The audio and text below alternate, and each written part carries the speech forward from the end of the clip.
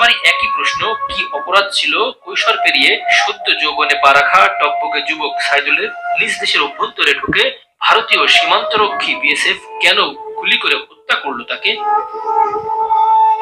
গত বুধবার সন্ধ্যায় সুনামগঞ্জের কামারিতলা গ্রামে মাঠ থেকে গৃহপালিত গরু আনতে গিয়ে বিএসএফ এর গুলিতে মারা যান কৃষক সাইদুল। তিনি ওই গ্রামের জয়নাল আবেদিনের ছেলে। জয় হিন্দ বন্ধুরা, আমি দীপ আর আপনারা দেখছেন ইন্ডিয়া আপডেট।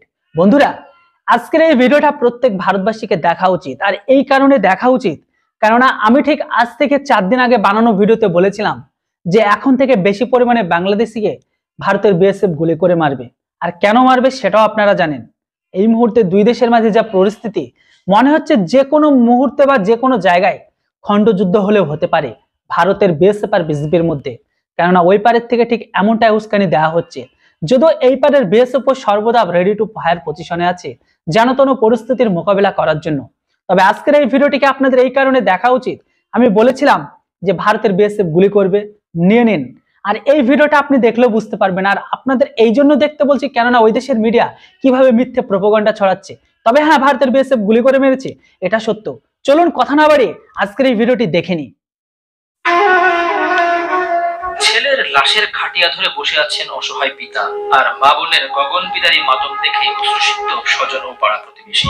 সবারই একই প্রশ্ন, কি অপরাধ ছিল কৈশোর পেরিয়ে সদ্য যৌবনে পা রাখা টকবকে যুবক সাইদুলের নিজ দেশের অভ্যন্তরে ঢুকে ভারতীয় সীমান্তরক্ষী বিএসএফ কেন গুলি করে হত্যা করলো তাকে? গত বুধবার সন্ধ্যায় সুনামগঞ্জের কামারিতলা গ্রামে মাঠ থেকে গৃহপালিত গরু আনতে গিয়ে বিএসএফ এর গুলিতে মারা যান কৃষক সাইদুল। তিনি ওই গ্রামের জয়নাল আবেদিনের ছেলে। এলাকা বাড়ি আমার রাজপতি বর্ডারে রওনা গরু বাছুর লইয়া যদি এইভাবে যদি আমরা গুলি গেলা করে মারাইলা, আমরা বাংলাদেশ সরকারের আমি চক্ষু বিরাজ চাই। আমি চক্ষু বিরাজ চাই।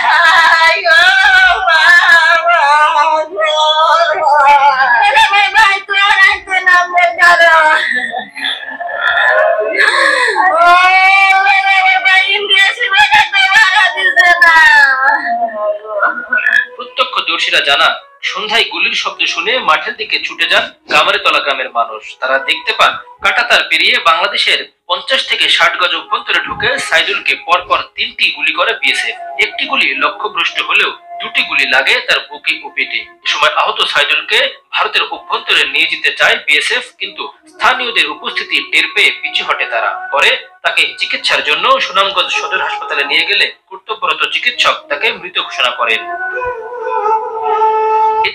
বন্ধুরা, আপনাদের এখানে কিছু কথা বলে দিতে চাই।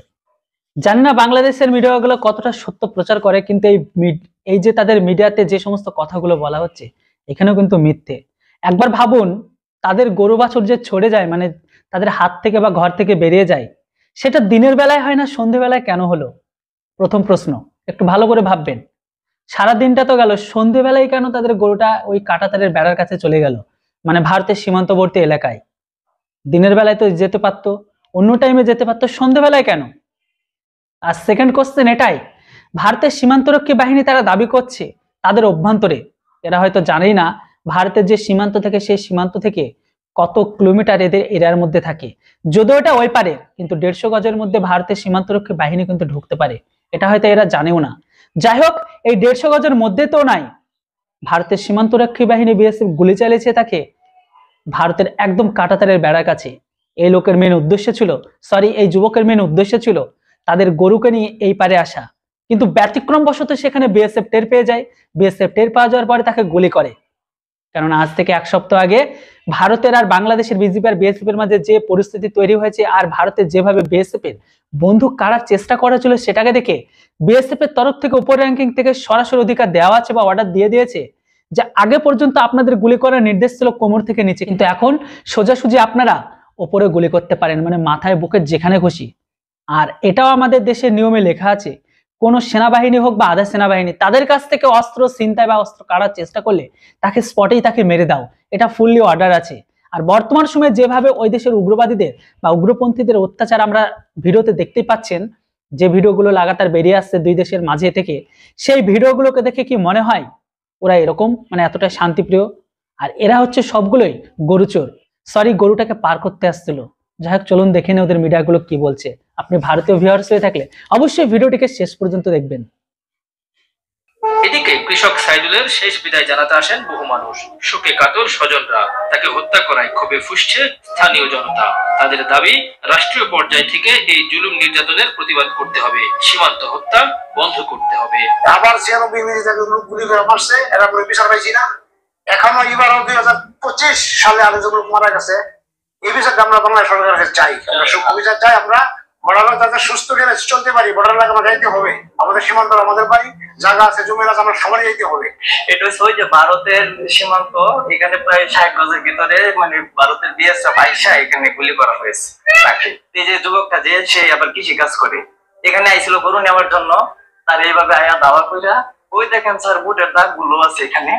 সে মানে ড্রাইভার কাছে ছিল, একটা গুলি দিছে, গুলিটা লাগছে না, দ্বিতীয় গুলি দিছে তার ওই যে কিডনির উপরে লাগছে, আর তৃতীয় গুলি যখন দিছে বই মানে সিনার এক সাইডে লেগে গেছে। সন্ধ্যাবেলা আইসে গরু নেওয়ার জন্য বিএসএফ কারাগারে নাই কিন্তু দৌড়াদৌড়ি করে আইসে। আমার পরে গুরুদের শুনলে গুলি করে মারে লেছে। আরেকবার দেখুন এই জায়গাটা আমাদের 96 সালে একটা লোক আমরা বসিদা সরাত মাছ মারে দৌড়টা বিএসএফ গুলি করে দিছে। গুলি করে ধরে আমরা লাশ দিচ্ছি উড়াইয়া। এই বিশ্বের কাছে আমরা দাবি জানাই, এটা সূক্ষ্ম বিচার চাই। সুনামগঞ্জ 28 বিজিবির অধিনায়ক lieutenant colonel AKM Zakaria Kadir জানান, সাইদুল হত্যার ঘটনায় দুই দেশের সীমান্তরক্ষী বাহিনীর কমান্ডার পর্যায়ে পতাকা বৈঠক অনুষ্ঠিত হয়েছে।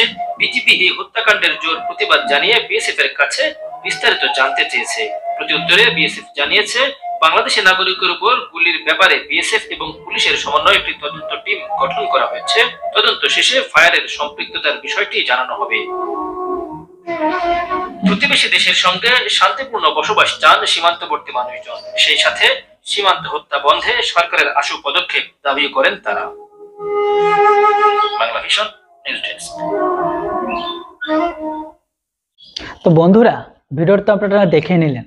দেখুন, মৃত্যু কখনোই কারোর জন্য সুখকর হয় না, সেটা এই পারের হোক বা ওই পারের, এটা আপনারা ভালোভাবে জানেন।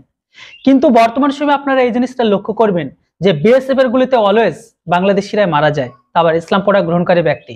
কেন, সেটা তো আপনি আমার আগের ভিডিওটিতে বলে দিয়েছি। আর এখানে মারা যাওয়াটা স্বাভাবিক, এর পরবর্তী টাইমে আরো বেশি করে হবে। কেননা বাংলাদেশের সীমান্তবর্তী অঞ্চলে যে সমস্ত মানুষগুলো বসবাস করে, তারা সবাই ইনলিগাল কাজের সাথে যুক্ত। এর সাথে সাথে বিজেপিও যুক্ত আছে। হ্যাঁ, বিজেপির তরফ থেকে কখনো শুনেছেন যে তাদের গুলিতে ভারতের কোনো সাধারণ মানুষ মারা গেছে?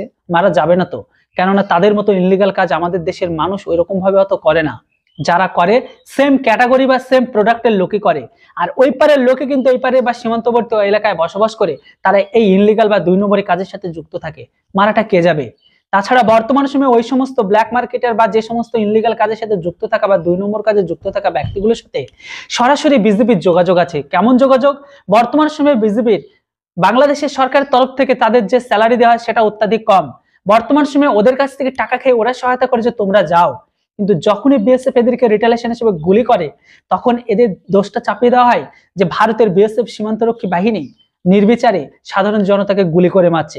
কিন্তু এই কথাটা কখনো বলে না যে বিএসএফ এর গুলিতে কোনো ভালো মানুষ মারা গেছে। যতগুলো মারা যায় হয় গরুচোর, নয়তো কোনো ইনলিগাল অ্যাক্টিভিটি, নয়তোবা ভারতের বিএসএফ এর উপর আক্রমণ করতে এসে মারা যায়। তো বন্ধুরা, আপনি ভারতীয় ভিউয়ার্স হয়ে থাকলে অবশ্যই এর উপর আপনাদের মতামত লিখে জানান। আর আপনি যদি একজন বাংলাদেশি ভিউয়ার্স হয়ে থাকেন, তাহলে অবশ্যই আপনাদের মতামত কমেন্ট বক্সে লিখে জানান। Thanks for watching. জয় হিন্দ, বন্দে মাতরম।